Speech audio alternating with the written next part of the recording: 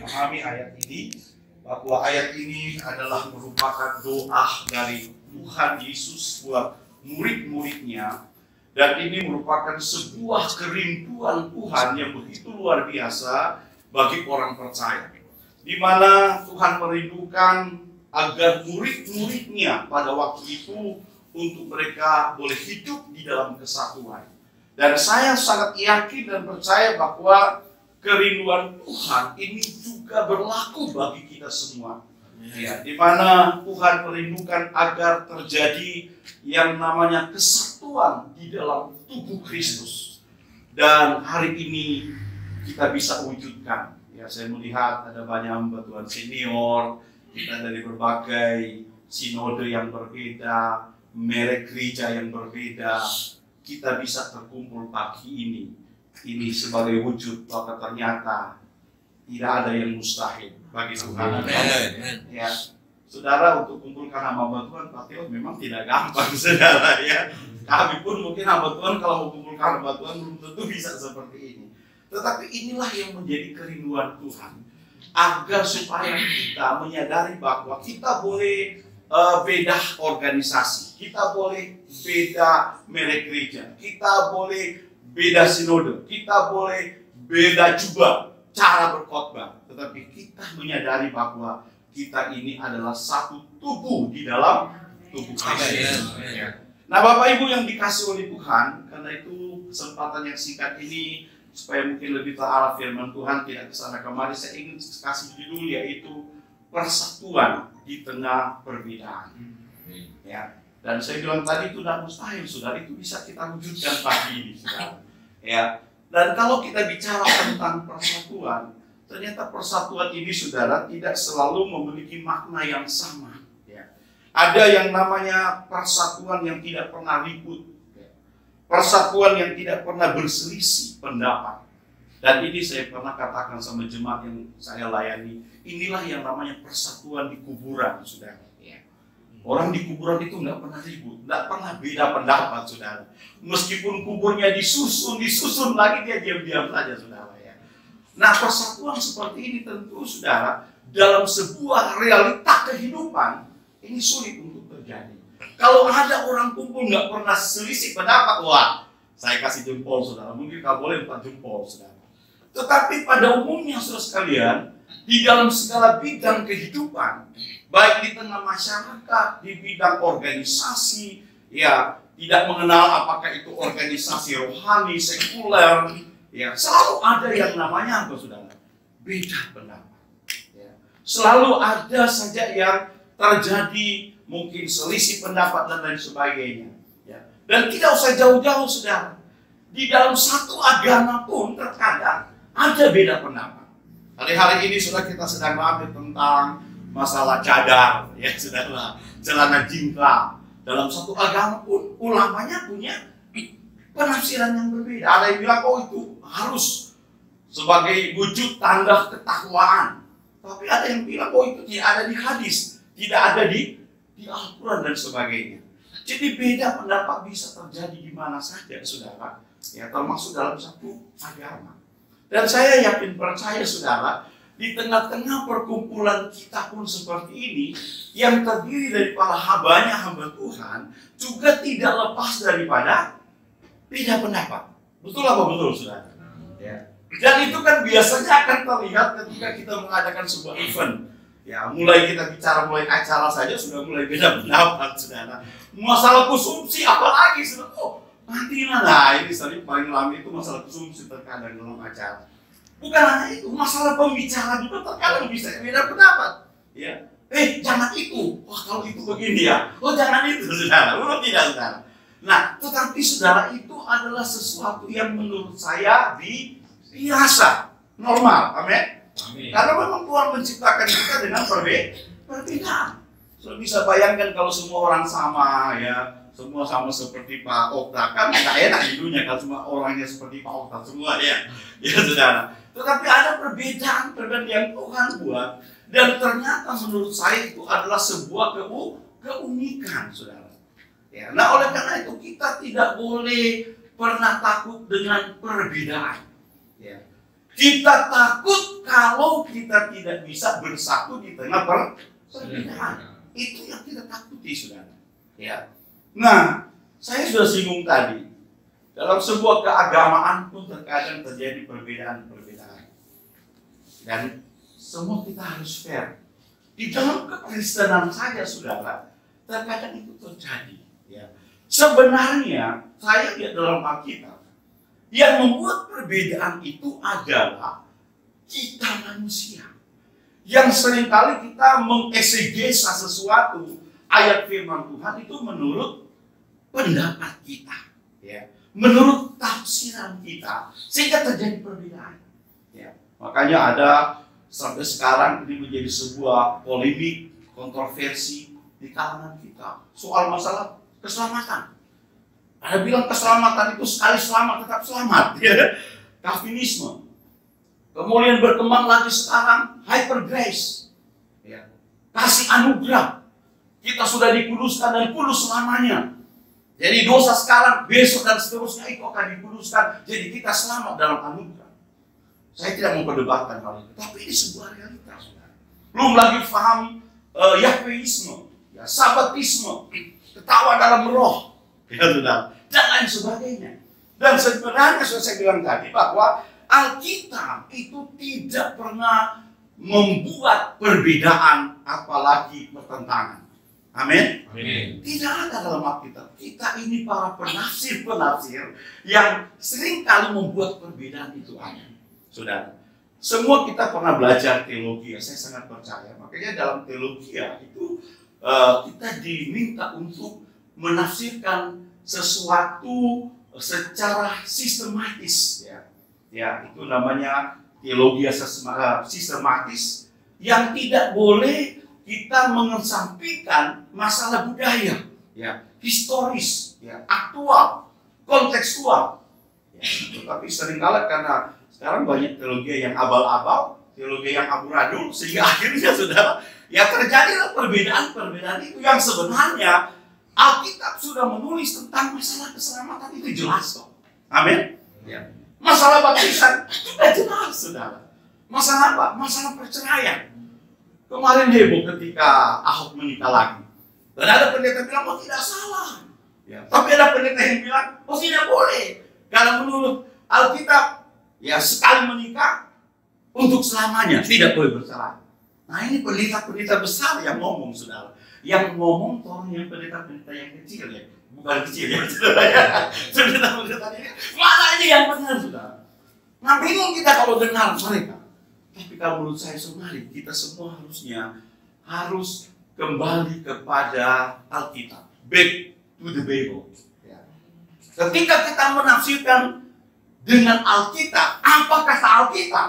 Ya, istilah bahasa Gorontalonya, what the Bible says. Ya, apa kata Alkitab? Bukan apa kata saya. Sebab seringkali, maaf saya juga seringkali ada kata-kata yang diksi-diksi yang nggak benar. Oh, menurut penafsiran saya, saudara. Menurut buku ini, menurut teologi ini yang seringkali, saudara, kita salah tafsir. Ya, bukan berarti tidak boleh baca buku. Saya banyak buku, mungkin ada ratusan judul buku saya, ya, di kantor saya. Tetapi itu hanya sebagai menambah wawasan. Semua harus kembali kepada Alkitab. Karena Alkitab itu tidak pernah salah, amin. Tidak pernah keliru, apalagi dipalsukan, tidak, saudara. Nah, tetapi sekali lagi, sebuah realita, perbedaan itu pasti selalu akan ada dan akan terjadi, ya mungkin sampai Tuhan datang. Hanya yang tidak boleh adalah ketika kita beda pendapat, lalu kemudian kita sakit hati, itu yang tidak boleh, saudara, ya. Boleh beda pendapat, tapi jangan kemudian ada sakit hati, iri hati. Karena saya bilang sama jemaat, kalau kita orang masih ada iri hati, sakit hati, apalagi panas hati, saudara, ya, marah-marah, itu menunjukkan kita masih manusia duniawi, ya. Dan itu adalah penyakit rohani. Dan kalau itu nggak dibereskan, nggak diselesaikan, akan bawa apa, saudara? Ayub bilang, sakit hati bisa membunuh kita, baik secara jasmani maupun rohani. Makanya maaf, ada orang kenapa mati, kenapa? karena penyakit kanker hati, ya, saudara ya. Nah, jadi saudara, saya bilang tadi, boleh kita beda pendapat, itu bukan dosa. Amin. Ada bilang, oh beda pendapat, itu dosa, tidak. Bukankah dalam Alkitab baca Kisah Rasul 15, Barnabas dan siapa? Paulus pernah berselisih, dan Alkitab bilang berselisih tajam, saudara, sehingga membuat mereka harus apa? Terpisah. Barnabas dia bawa Yohanes yang disebut Markus ke Siprus, lalu si Paulus bawa si Silas, ya, bukan warga Silas, ya, bawa Silas, ya, ke daerah yang lain. Berpisah mereka. Karena apa, saudara? Karena beda pendapat. Pertanyaannya, bisakah kita katakan mereka tidak rohani? Halo? Bisakah kita katakan mereka berdosa? Waktu itu dalam pelayanan, saudara.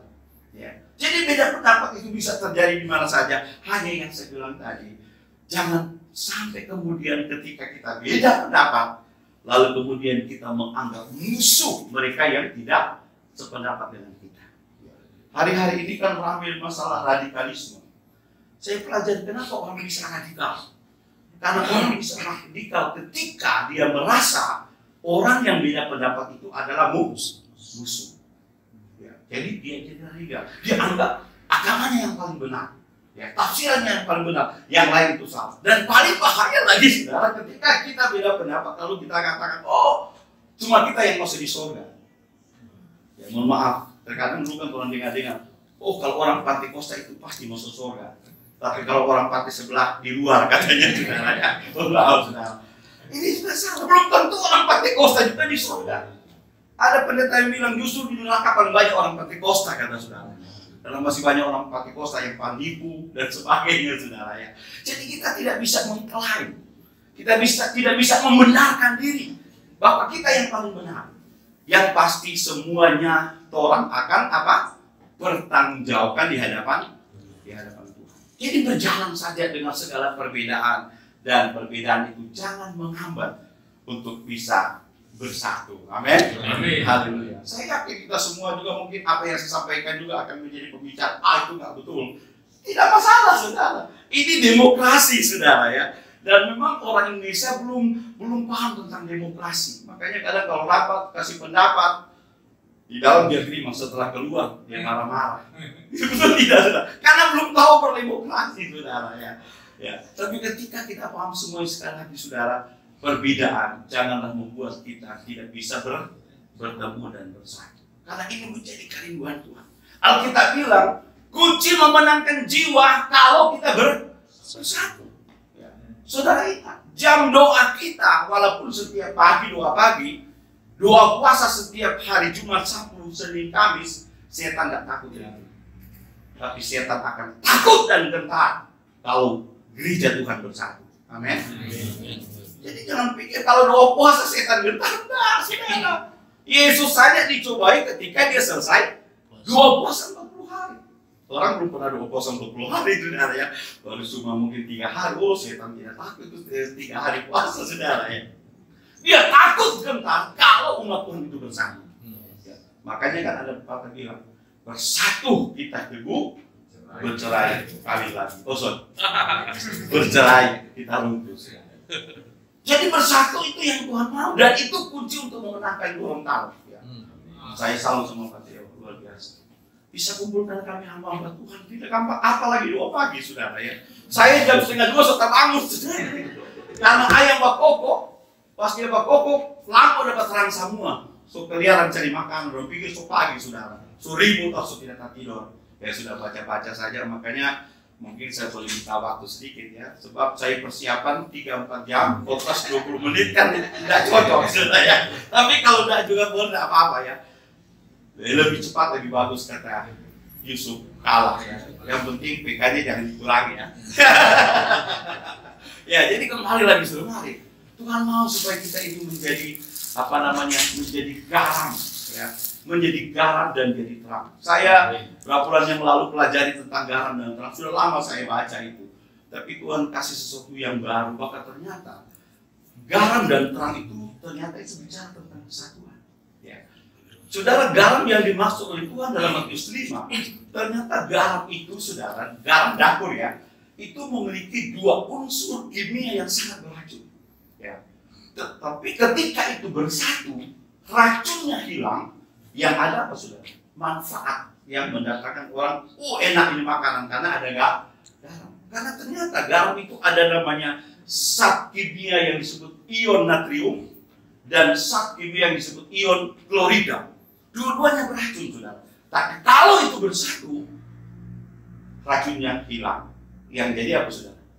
Bermanfaat bagi orang. Makanan ini biarpun enak dilihat, kalau nggak ada garam, nggak enak, betul tidak, saudara? Jadi kita lihat, luar biasa. Ketika Tuhan bilang, jadilah terang. Ternyata sudah selama ini Tuhan bilang, jadi lilin yang bisa menerangi. Ya, dia rela, dia berkorban sampai habis untuk menerangi. Ternyata terang yang dimaksud Tuhan bukan terang lilin, bukan terang listrik, bukan terang matahari apalagi. Tapi ternyata yang dimaksud dengan terang, Bapak Ibu pasti tahu semua. Apa saudara? Terang dari pelita. Ya. Saudara yang sudah pernah kecil pasti sudah tahu pelita itu banyak sekali unsur-unsurnya. Ya, ada benjananya, bisa dari perak, bisa dari tembaga dari tembaga, ya bisa dari besi. Kemudian harus ada apa lagi? Ada minyak, ya. Harus ada apa lagi? Ada sumbu. Ada apa lagi? Harus ada sumber api, betul tidak?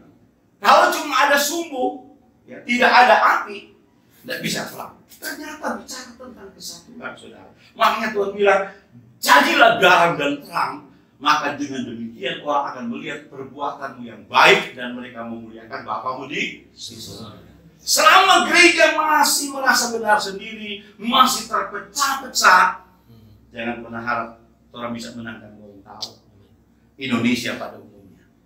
Ya, kalau kita belum jadi garam dan terang, ternyata bicara tentang tadi itu persatuan di tengah perbedaan. Makanya sebenarnya orang tidak usah berubah jadi orang lain.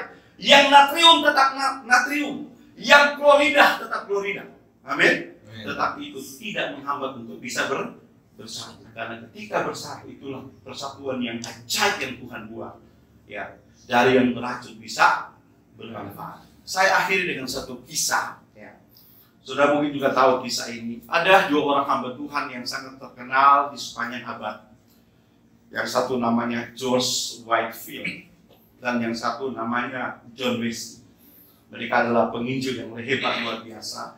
Ternyata mereka itu tumbuh dan melayani di satu gereja di Anglikan, dan mereka juga adalah merupakan anggota yang disebut Holy Club yang didirikan oleh Wesley bersaudara, yaitu Charles Wesley dan John Wesley.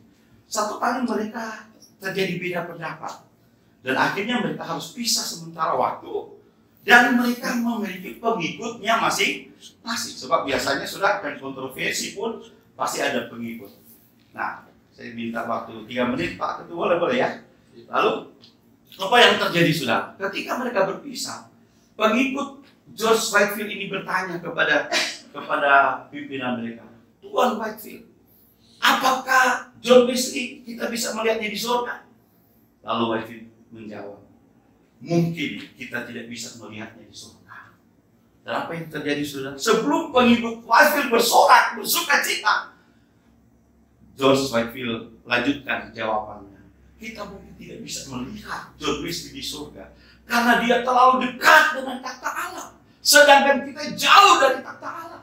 Itu yang membuat kita tidak bisa melihatnya. Artinya apa saudara? Dia tidak membenarkan diri bahwa dialah yang paling benar. Wah, saya baca kisah luar biasa, saudara. Dan pada akhirnya pengikutnya sadar masing-masing bahwa itulah yang terjadi. Mereka berpisah sementara waktu, kemudian mereka membangun hubungan yang dinamis. Bahkan mereka saling istilah dulu, kalau dulu ada istilah di BPPS ya, tukar mimbar katanya. Mereka saling tukar mimbar.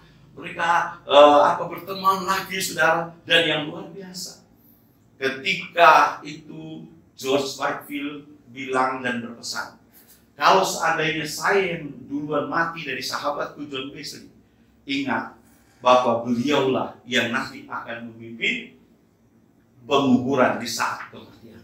Wow, luar biasa. Kita lihat persahabatan yang mudah ini menginspirasi. Sebab terkadang kita orang ketika ada sesuatu, ya saudara, sudah tidak bisa ketemu lagi. Ada dendam yang sangat dalam, ya. Ya bahkan seolah-olah kalau kita melihat orang itu, wah, so ini yang bikin saya susah. Ya, saya bilang sama saudara, tidak gampang saudara untuk bisa berkawan lagi, berteman lagi dengan orang yang mungkin sudah pernah menyakiti kita. Benar apa betul saudara? Sadar saudara, oh hamba Tuhan pun masih manusia saudara ya. Aduh, apalagi kalau pakai mesti kumpulkan sama mungkin yang pernah ada masalah, itu tidak gampang saudara. Ya. Kalau tidak punya kebesaran hati tidak gampang. Dan orang harus belajar sama Jokowi saudara. Ya. Prabowo saja orang yang bertentangan dengan beliau dimasukkan di mana? Di kabinet. Saya tadinya protes, wah bukan main, saya pendukung fanatik Jokowi sudah tidak terima saudara. Tapi ketika saya renungkan, ini yang namanya persatuan untuk kesatuan. Amin. Ya. Dia bisa merangkul luar biasa. Ya. Dan itu sudah kita wujudkan. 74 tahun kita merdeka. Kita mengenal istilah Bhinneka Tunggal Ika. Berbeda tapi satu.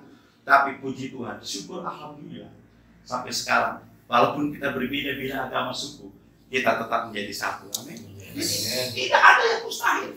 Ya, persatuan di tengah perbedaan bisa kita wujudkan dalam hidup berbangsa dan juga terlebih dalam hidup bergereja. Ya. Saudara, inilah yang mungkin saya sampaikan dan mohon maaf, saya tidak bermaksud untuk mengajar Bapak Ibu karena saya tahu banyak yang lebih senior di sini. Tetapi mari kita sama-sama mau belajar. Ingat pesan Tuhan, bukan cuma pujian tadi. Jangan lelah bekerja, dicukupi di kantong. Ya. Itu doa Tuhan, untuk pelihara mereka Bapak. Tetapi jauh daripada itu yang jadi pokok doa Tuhan utama bersama.